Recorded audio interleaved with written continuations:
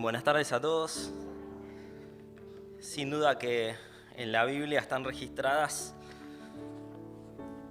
oraciones muy hermosas, oraciones muy grandiosas, pero en el día de hoy nos toca examinar la más grandiosa de todas.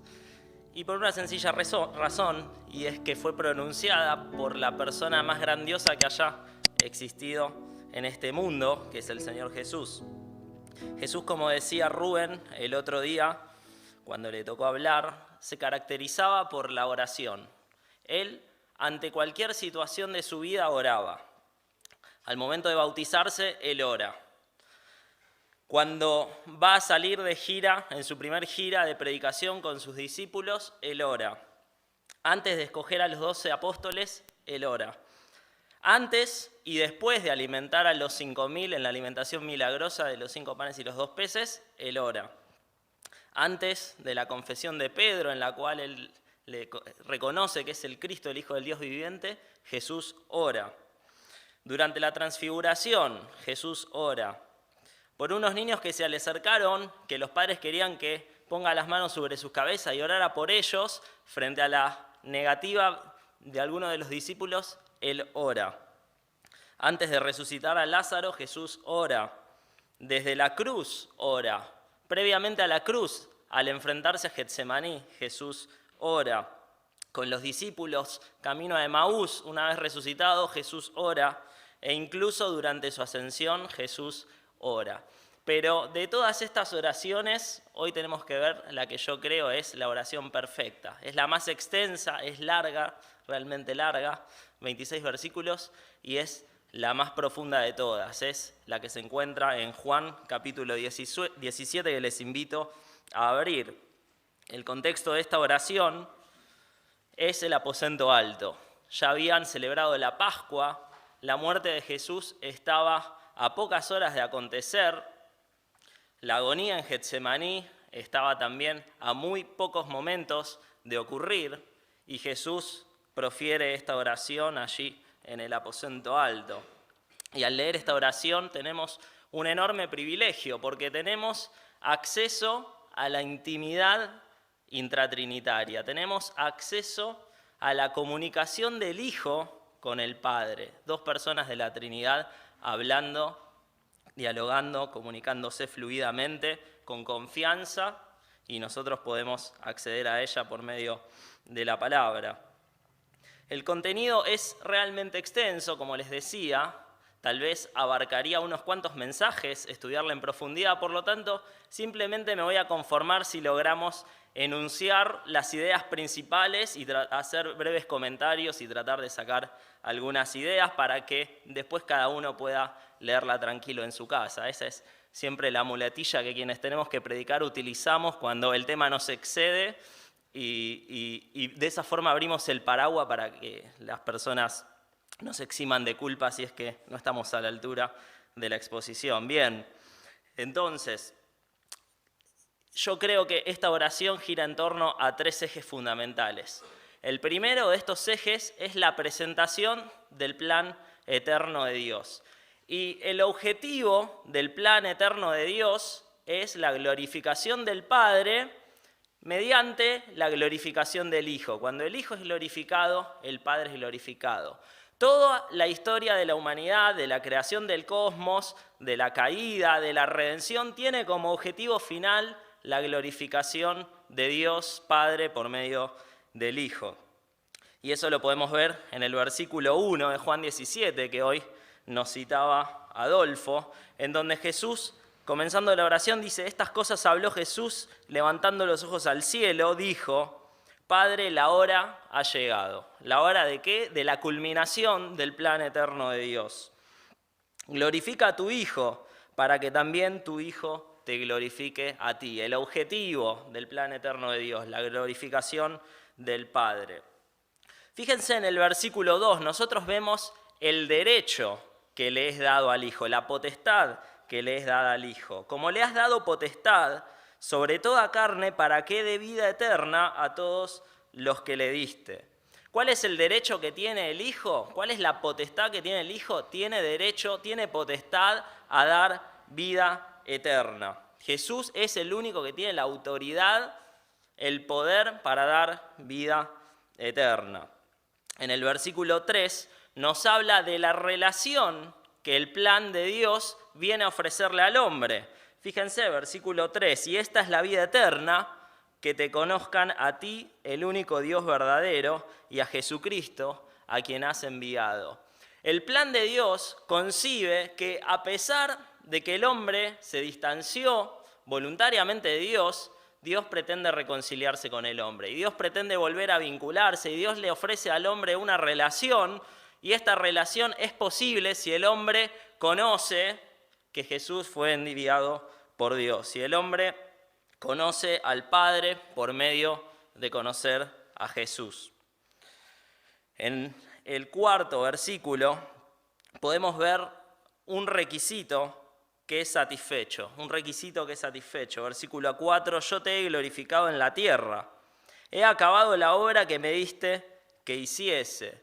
¿Cuál es este requisito divino que es satisfecho mediante la obra de Jesús? La redención del pecado, el pagar la deuda del pecado, aquella deuda impagable, porque una ofensa contra un ser eterno e infinito es una ofensa eterna e infinita, y un ser que es finito y mortal no puede pagarla, la pagó un ser que era eterno e infinito, que es el Hijo de Dios. Impecable, sin pecado, no habiendo hecho maldad, pagó la deuda de nuestro pecado, satisfizo la demanda de Dios. El Padre le encargó esta obra al Hijo y el Hijo estuvo dispuesto y se alegró en cumplirla, para cumplir la demanda impuesta por la ley divina. Y por esto el Hijo merece reverencia. Eso lo vemos en el versículo 5. Ahora pues, Padre, glorifícame a tu lado, glorifícame tú al lado tuyo, con aquella gloria que tuve contigo antes de que el mundo fuese. Algunos estarán recordando el capítulo 2 de Filipenses, ¿verdad? Por lo cual Dios también lo exaltó hasta lo sumo y le dio un nombre que es sobre todo nombre, para que en el nombre de Jesús se doble toda rodilla de los que están en los cielos y en la tierra y debajo de la tierra, y toda lengua confiese que Jesucristo es el Señor, para gloria de Dios Padre. Por lo tanto, en los primeros 5 versículos vemos el primer eje principal de la oración de Jesús, que es la presentación del plan eterno de Dios, su objetivo, la glorificación de Dios por medio de Jesús, la reverencia que Jesús merece por esta obra y el cumplimiento de Jesús de esta obra. El segundo eje de la oración de Jesús tiene que ver con sus discípulos. Jesús ora por sus discípulos, por aquellos que estaban con él en aquel entonces, pero no hay razón para no creer que también aplica en cierta forma a nosotros, discípulos, seguidores de Jesús. Fíjense los versículos 6 y 8. Dice, he manifestado tu nombre a los hombres que del mundo me diste. Tuyos eran y me los diste y han guardado tu palabra. Ahora han conocido que todas las cosas que me has dado proceden de ti, porque las palabras que me diste les he dado y ellos las recibieron y han conocido verdaderamente que salí de ti y han creído que tú me enviaste. Principalmente Jesús está definiendo, declarando quiénes son discípulos. Una cualidad esencial para ser discípulo es creer y reconocer el señorío de Cristo, y Jesús está afirmando eso en estos versículos. ¿Quiénes son discípulos? Aquellos que creen, pero aquellos que también se someten al señorío y a la autoridad de Cristo. Es decir, es más que una creencia simplemente nominal de la boca para afuera, es una creencia de corazón que impacta a toda nuestra vida y la forma en la cual nos manejamos. En segundo lugar, afirma que estos discípulos, y no solo aquellos, sino los discípulos de hoy en día, nosotros, son un regalo del Padre para el Hijo. Y como regalo son posesión del Hijo. Leamos los versículos 9 al 10. Yo ruego por ellos, no ruego por el mundo, sino por los que me diste. Por los que me diste. Son un regalo del Padre al Hijo. Porque tuyos son, y todo lo mío es tuyo, y lo tuyo mío, y he sido glorificado en ellos. Los verdaderos discípulos son una posesión absoluta de Cristo, y Jesús reclama la soberanía sobre la vida de aquellos que dicen ser sus discípulos. En otras palabras, Jesús reclama la soberanía sobre tu vida y sobre mi vida. En tercer lugar, Jesús ruega por la protección espiritual de los discípulos. Versículos 11 al 16. Y ya no estoy en el mundo, mas estos están en el mundo. Y yo voy a ti, Padre Santo, a los que me has dado, guárdalos en tu nombre para que sean uno, así como nosotros. Cuando estaba con ellos en el mundo, yo los guardaba en tu nombre, a los que me diste yo los guardé, y ninguno de ellos se perdió, sino el hijo de perdición, para que la escritura se cumpliese. Allí se está refiriendo a Judas. Pero ahora voy a ti y hablo esto en el mundo, para que tengan mi gozo cumplido en sí mismos. Yo les he dado tu palabra y el mundo los aborreció porque no son del mundo, como tampoco yo soy del mundo. No ruego que los quites del mundo, sino que los guardes del mal. No son del mundo, como tampoco yo soy del mundo. Bien, parece un trabalenguas, ¿verdad? Pero la esencia de lo que está diciendo Jesús es: los discípulos, mis discípulos, que vos me diste, los discípulos auténticos, son extranjeros en este mundo. Son extranjeros que están peregrinando hacia la patria celestial. Y como extranjeros no pertenecen a este mundo. Y yo pensaba, cuando leía esto, recordaba la famosa obra de Juan Bunyan, del peregrino, ¿verdad? No me acuerdo el título completo. El progreso del peregrino. Bien, y recordaba todas las afrentas, problemas y dificultades que a lo largo de su camino tenía que atravesar este peregrino y cómo es protegido y es guardado de estos males. Bueno, Jesús está orando para que Dios guarde a sus discípulos de los malos que en el transitar de esta vida en una patria extranjera hacia nuestra patria de pertenencia, que es la patria celestial, Dios nos guarde de todo mal. Y sin dudas que lo hace porque el Hijo se lo pidió y Él lo cumple en nosotros.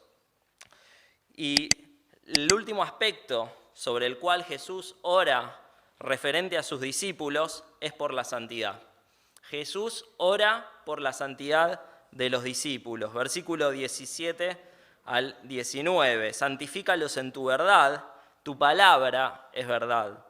Como tú me enviaste al mundo, así yo los he enviado al mundo. Y por ellos yo me santifico a mí mismo, para que también ellos sean santificados en la verdad. El discípulo de Cristo, el Hijo de Dios, tiene que buscar la santidad, tiene que vivir en santidad, tiene que caminar en santidad. ¿Y cuál es la herramienta? ¿Cuál es el agente santificador por excelencia? Allí lo dice en el versículo 17. Santifícalos en tu verdad, tu palabra es verdad. La palabra de Dios como agente santificador en la vida del creyente. Hace algún tiempito estuvimos estudiando en el grupo pequeño de Más Biblia, algo del Salmo 119, ¿verdad? Y el Salmo 119 repite constantemente a lo largo de sus 176 versículos la importancia que tiene la Biblia, el guardar la Biblia, el estudiar la Biblia, conocer la Biblia y practicar la Biblia para ser santos. ¿Cómo limpiará el joven su camino? Con guardar tu palabra. En mi corazón he guardado tus dichos para no pecar contra ti, dice allí el salmista, ¿verdad?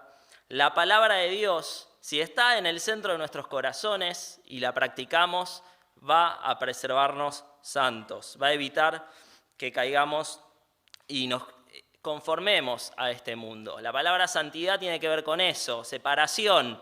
Y si alguien conoce otro significado, que me lo diga, porque yo no lo conozco. La palabra santidad significa separación. No podemos conformarnos a la cultura de este mundo, no podemos conformarnos a las prácticas de este mundo, no podemos conformarnos a las cosas que este mundo acepta como que están bien y la Biblia dice que está mal.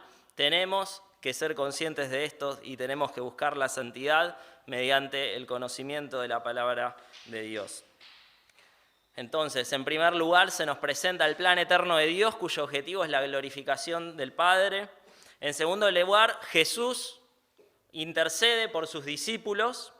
Y en tercer lugar, Jesús ruega por todos los creyentes, por aquellos que iban a venir después de los discípulos, por la predicación de los discípulos, y allí estábamos vos y yo, mi querido hermano, y no te quepa la menor duda que cuando Jesús profería estas palabras al Padre, en su mente estaba pensando en vos y estaba pensando en mí.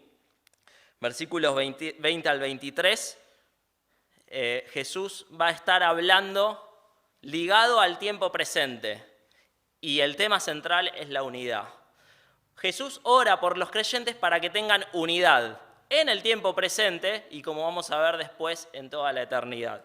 Pero versículos 20 y 23 se refiere a lo que compete al tiempo presente. Vamos a leerlos, dice: «Mas no ruego solamente por estos, es decir, por aquellos discípulos que estaban allí, sino también por los que han de creer en mí por la palabra de ellos, para que todos sean uno. Como tú, oh Padre, en mí y yo en ti, que también ellos sean uno en nosotros, para que el mundo crea que tú me enviaste. La gloria que me diste yo les he dado para que sean uno, así como nosotros somos uno. Yo en ellos y tú en mí, para que sean perfectos en unidad, para que el mundo conozca que tú me enviaste y que los has amado a ellos como también a mí me has amado». Jesús ora por la unidad de los creyentes.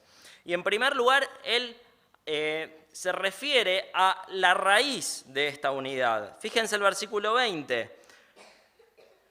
Los que han de creer por la palabra de ellos. ¿Quiénes tienen que guardar la unidad? Los que creen. Aquellos que comparten una misma fe.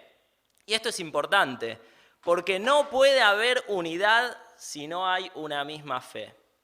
Hoy en día en el mundo se estima que hay entre 30.000 y 45.000 denominaciones cristianas. Entre 30.000 y 45.000 denominaciones cristianas. Muchos, pregonando la unidad a la cual Jesús se refería, han motivado un movimiento ecuménico que busca la unidad de todos los cristianos, sean ortodoxos orientales, sean católicos romanos, sean protestantes o evangélicos, en todas las vertientes que todas estas ramas tienen de sus diversas denominaciones, grupos de pertenencia, tradiciones, etc. Ahora bien, no puede haber unidad posible cuando la fe es distinta. Cuando la fe esencial es la misma, es decir, entendemos que el mensaje que predicamos ligado a la redención por medio de la muerte del Hijo de Dios que realmente se encarnó y realmente resucitó y realmente retorna a establecer su reino, en ese caso, en la cual la esencia es la misma, sí puede haber y tiene que haber unidad. Pero no puede haber unidad cuando la esencia de nuestra fe es distinta, no importa que la otra persona se declare a sí misma cristiana o no. Allí la unidad no es posible porque la raíz de la unidad es una misma fe. Aquellos que creerán.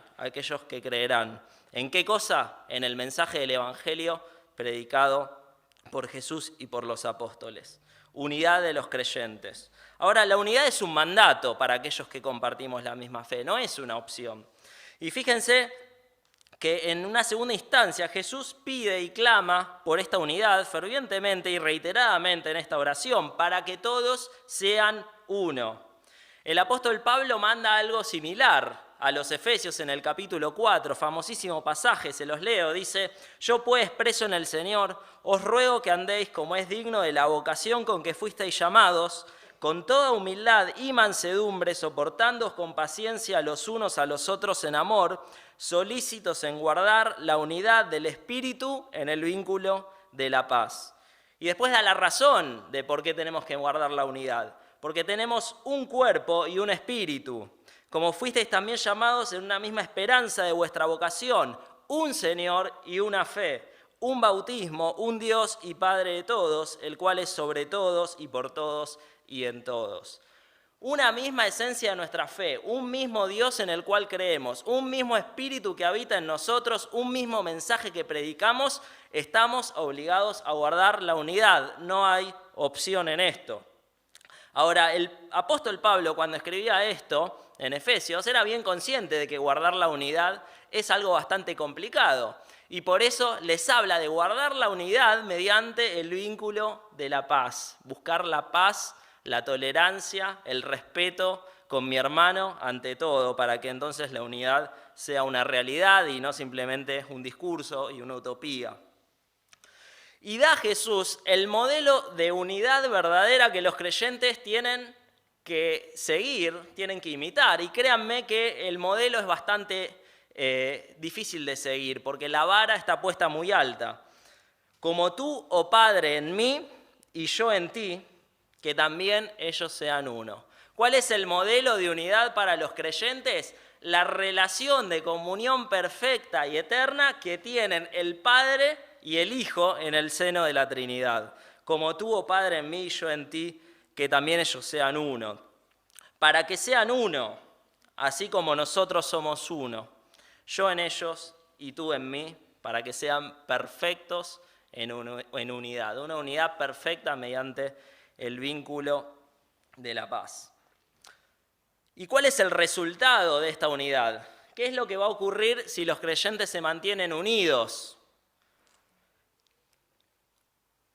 ¿Para qué hay que mantener la unidad? Versículo 21, para que el mundo crea. Para que el mundo crea. Versículo 23, para que el mundo conozca. Para que el mundo crea y para que el mundo conozca. Y dijimos que esto era fundamental porque Jesús antes definió quiénes son sus verdaderos discípulos. ¿Quiénes son? Aquellos que creen y conocen. En el capítulo 13 de Juan, que no vamos a leer, Jesús habla de algo parecido y Él les dice: en esto conocerán todos que son mis discípulos si tuvieran amor los unos con los otros. Y ahí Jesús establece lo que nuestras Biblias llaman el nuevo mandamiento, porque Jesús mismo dijo: un nuevo mandamiento les doy, que se amen los unos a los otros, ¿verdad? Y es la marca distintiva de los creyentes, de los discípulos de Jesús. Manejarse en amor los unos con los otros, preservando la unidad mediante el vínculo de la paz, y de esta forma la gente va a creer que realmente somos seguidores del Hijo de Dios y realmente se va a cumplir el objetivo del plan eterno de Dios, que esas personas glorifiquen a Dios Padre. El amor de los creyentes entonces debiera reflejar el amor del Padre que envió a su Hijo por amor a nosotros para morir y dar su vida por los pecadores. Y la unidad de los creyentes debiera reflejar la unidad que tienen el Padre y el Hijo, unidad perfecta e indivisible. Y los versículos 24 y 26 se refieren al tiempo futuro, a la eternidad. Vamos a leer el 24 primero. Dice: Padre, aquellos que me has dado, quiero que donde yo estoy también ellos estén conmigo, para que vean mi gloria que me has dado, porque me has amado desde antes de la fundación del mundo. Padre, aquellos que me has dado, quiero que donde yo estoy también ellos estén conmigo, para que vean mi gloria que me has dado, porque me has amado desde antes de la fundación del mundo.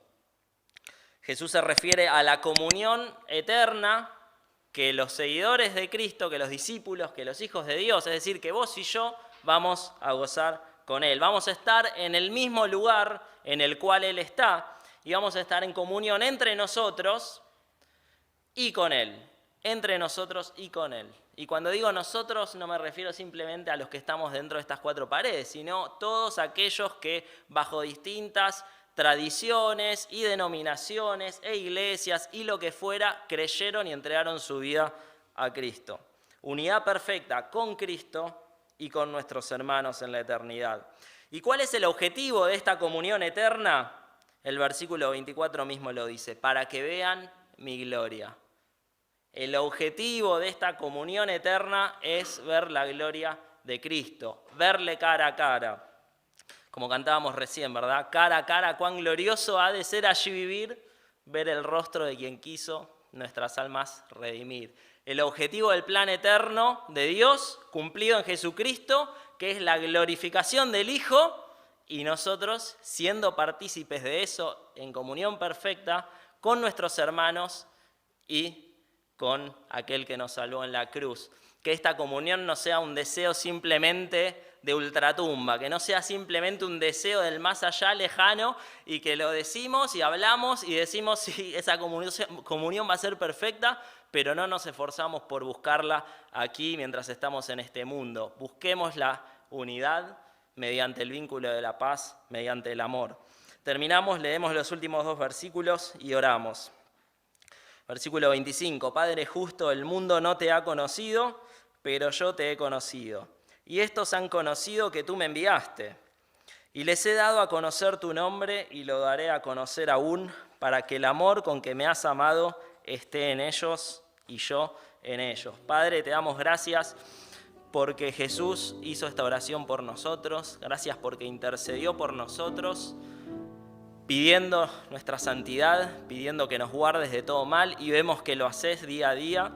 Y gracias porque pidió por nuestra unidad. Te pedimos que nos ayudes a esforzarnos más en buscarla mediante el vínculo de la paz, mediante el amor, y que esta esperanza pueda pronto traducirse a una eternidad de comunión con tu Hijo y con nuestros hermanos. En nombre de Jesús, amén.